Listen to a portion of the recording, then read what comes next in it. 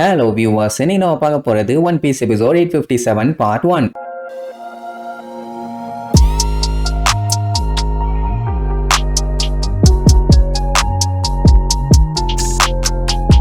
Open பண்ணா போன பாட்டுல லூஃபி காங் கன்னு சொல்லி ஓங்கி அந்த கட்டகுரி அடிச்ச அடியில அவன் அப்படியே பிச்சுக்கிட்டு போயிட்டான். இப்ப தான் லூஃபி கரெக்டா அவனை எய்ம் வச்சு ஃபர்ஸ்ட் டைம் அடிச்சு தெரிய விட்டுருக்கான். சும்மா சொல்லக்கூடாது, சரியான அடி. அப்படி அவன் வாங்கின அடியில அங்க இருக்க செவுரு எல்லாத்தையுமே ஒட்டச்சு பிச்சுக்கிட்டு போவான். இந்த அளவுக்கு ஒரு பவர்ஃபுல்லான அட்டாக்கிங்க சொல்லி கொடுத்தது வேற யாரும் இல்ல, ரெய்லி தான். லூஃபி எப்படி இப்படி அட்டாக் பண்ண கத்துக்கிட்டான்னு அப்படியே பிளாஷ்பேக்கை காட்டுவாங்க. ரெய்லி ரெண்டு டைப் ஆஃப் ஹாக்கி பவரை பத்தி சொல்லி கொடுத்திருப்பாரு. முதல் டைப், அவர் பாட்டுக்கு கண்ணை மூடி நிக்கும் போது பின்னாடி நின்றுட்டு இருக்க யானை தந்தத்தை வச்சு இப்ப நீ அட்டாக் பண்ண போகுதுன்னு சொன்னதுக்கு அப்புறம் தான் அந்த யானையை அட்டாக் பண்ண வரும். ஐ மீன் அவர் சொல்லி அட்டாக் பண்ணல, அதை அட்டாக் பண்ண போறத முன்னாடியே ப்ரெடிக்ட் பண்ணிட்டாரு. கலர் ஆஃப் அப்சர்வேஷன், அதாவது ஸ்ட்ராங்கான எனிமி இருக்கான்னு சொல்லி நம்ம அப்சர்வ் பண்றது. அண்ட் இந்த பவரை இன்னும் டீப்பா என்ஹான்ஸ் பண்ணா எவ்வளவு பவர்ஃபுல்லான எனிமியா இருந்தாலும் அவனோட அடுத்த மூவ் என்னவா இருக்கும்னு சொல்லி கரெக்டா சொல்ல முடியும். சோ அப்படித்தான் அந்த யானை கண்டமேனி அட்டாக் பண்றத கண்ணை மூடிக்கிட்டே லூஃபி கிட்ட பேசிக்கிட்டே அந்த அட்டாக்ல மூவ் பண்ணி எஸ்கேப் ஆவாரு. அடுத்தது த ஹாக்கி of the colour of arms பாங்க. இந்த பவர் எப்படின்னா ஒரு இன்விசிபிள் ஆர்மரை வியர் பண்ற மாதிரி. இத சொல்லிட்டு இருக்கும் போதே அந்த யானை அதோட காலை வச்சு ரெயிலிய மிதிக்க வரும். லூஃபி எல்லாம் பார்த்துட்டு பயந்துருவான், ஐயோ மிதிக்க வருது, எஸ்கேப் ஆகுங்கன்னு. ஆனா அவர் கேஷுவலா சிரிச்சுக்கிட்டே திரும்பி கைய மட்டும் தான் நீட்டுவாரு. அந்த யானை அங்கேயே திருச்சடிச்சு போய் விழுந்துரும். இவ்வளவு நேரம் முரட்டு பீசா இருந்த யானை இப்ப கதறி கதறி அழ ஆரம்பிச்சிரும், ஐயோ என்னை அடிச்சிட்டான். இப்ப அவர் யூஸ் பண்ண அந்த ஆர்மரோட பவர் எந்த அளவுக்கு அதிகமா இருக்குதோ அந்த அளவுக்கு அதோட அஃபென்சிவ் பவரும் அதிகமா இருக்கும். அப்போ ரெயிலி எந்த ஒரு ஹாக்கி பவரும் யூஸ் பண்ணாம நம்ம லூஃபியோட நெத்தில சொட்டுன்னு சுண்டுவாரு. பய வலி தாங்க முடியாம கதறுவான். ஆக்சுவலா ஹாக்கி பவர் யூஸ் பண்ணாதான் அவனுக்கு வலிக்கணும். அவன் தான் ரப்பர் மேன் ஆச்சே, எப்படி யூஸ் பண்ணாம வலிச்சது? சொல்ல போனா இதுதான் அந்த பவரோட எஃபிஷியன்ட் பார்ட்.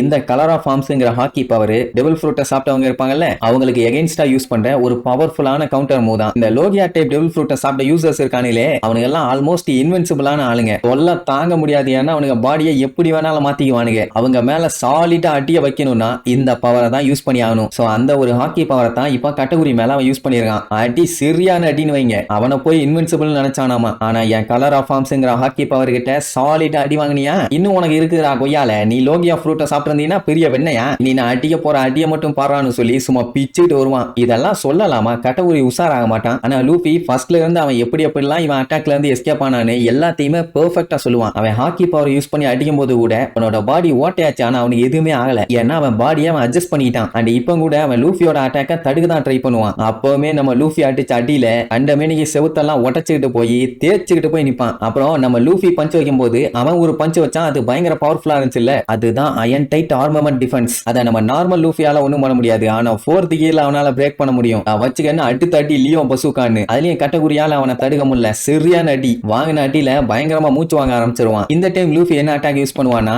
அவன் கையை அங்க எங்கன்னு அப்படியே டர்ன் பண்ணி கொண்டு வந்து அட்டாக் பண்ணுவான்ல, அப்படி கொண்டு வருவானா. அப்படிங்கும் போது கட்டகுரி யூஸ் பண்ண அந்த கலர் ஆஃப் அப்சர்வேஷனை பத்தியும் சொல்லுவான். அவனுக்கே ஷாக் ஆயிரும், என்ன எல்லா அட்டாக்கையும் அவன் பக்காவா சொல்றானேன்னு. அப்படி சொல்லிட்டு இருக்கும் போதே வயித்துல ஓங்கி ஒரு குத்து. ஏன்னா லூஃபியோட கைதான் அங்க இங்கன்னு கண்டமேனிக்கு கட்டடிக்குமே, அப்படி அடிச்சு திரிய விட்டான். எவ்வளவு அடி வாங்கினாலும் அவன் காலை வச்சு கஷ்டப்பட்டு தேய்தேன்னு தேய்ச்சு பிரேக் அடிப்பான்னு வைங்க, அவன் யோசிச்சு கூட பார்க்கல இப்படி அடிப்பான்னு. சரி அடுத்த அட்டாக் பண்ணலான்னு யோசிக்கிறக்குள்ளேயே லூஃபி விட மாட்டான். ரைனோ ஸ்னைடர்னு சொல்லி ஒரே மிதி. அவனு கஷ்டப்பட்டு முக்குன்னு முக்கிய தடுப்பான், முடியல, மறுபடியும் பிச்சுக்கிட்டு போவான். எப்படியா அடிச்சு கன்னியாகுமரியில இருந்து டெல்லி வரை கூட்டு போடுவான் போல. அந்த டைம் அவனுக்கு அவன் சிஸ்டர் சொன்னது ஞாபகத்துக்கு வரும். அதான் இவனை ஒரு சூப்பர் ஹியூமனு இது வரைக்கும் அவன் வாழ்க்கையில தோத்ததே இல்ல, அவன் அப்படி அவன் இப்படின்னு சொல்லிட்டு பயங்கரமா பில்டப் பண்ணால, இப்ப மட்டும் இவங்கிட்ட அவன் தோத்தான். அதனாலேயே அவன் தலையை வச்சு பல்ட்டி அடிச்சு பிரேக் அடிச்சு ஸ்டாப் பண்ணி லூஃபி அட்டாக் பண்றதுக்காக ரெடி ஆயிட்டான். மறுபடியும் லூஃபி அட்டாக் பண்ண சும்மா பிச்சுக்கிட்டு வருவான். இந்த டைம் என்ன அட்டாக்னு பாத்தீங்கன்னா காங் ஆர்கன் கன்னு, அதாவது 6 கை வர மாதிரி வர வச்சு பஞ்ச் பண்ணுவான். சோ அப்படி கண்ணா பின்னாடி என்னதான் பஞ்ச் பண்ணாலும் இந்த டைம் அவன் பாடியில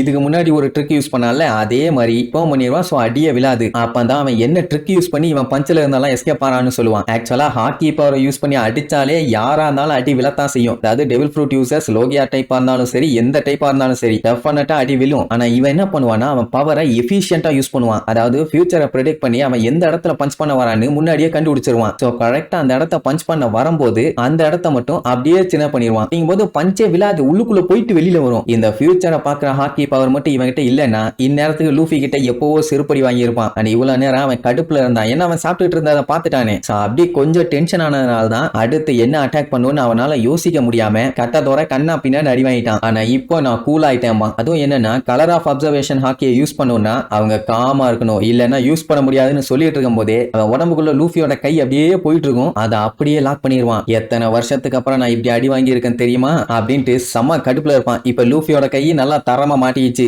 ஏதாச்சும் பண்ணலன்னா பெரிய ஆப்பா வச்சிருவான். சொல்ல போனா கையை கூட வெட்டுறதுக்கு வாய்ப்பு இருக்குது. இப்பதான் அவனுக்கு இன்னொரு விஷயமும் புரியுது, எப்படி லூஃபி கிட்ட அவனோட சின்ன தம்பி செல்ல தம்பி அடி வாங்கினான்னு. அவன் வாங்கிட்டான், ஆனா நான் விட மாட்டேன்னு. என்னோட டோனட் பவரை பாருங்கப்பானா அவனோட மோச்சி பவர் என்ன ஆகும், டோனட்டா உருவாகும். இதை சாப்பிடறதுலாம் எனக்கு டைம் இல்லடா கொய்யாலன்ட்டு லூஃபி மிதிக்க போவான். அப்படி மிதிக்க போகும்போது டப்புன்னு அவன் கையை விட்டுருவானா. சோ அந்த போர்ஸ்ல அப்படியே பின்னாடி போயிடுவான். அப்பதான் அவன் உருவாக்குன 2 டோனட்டுக்குள்ள இருந்து 2 கை வரும், அதுவும் ஹாக்கி பவரோட. இப்ப தெரியுண்டா என்னோட மோச்சி பவர்னு சொல்லி ஓங்கி லூஃபிய ஒரே அட்டி. அந்த அட்டாக்ல லூஃபி சர்வைவ் ஆனானா இல்ல எஸ்கேப் ஆனானான்னு அடுத்தடுத்த எபிசோட்ல பார்க்கலாம். டாடா.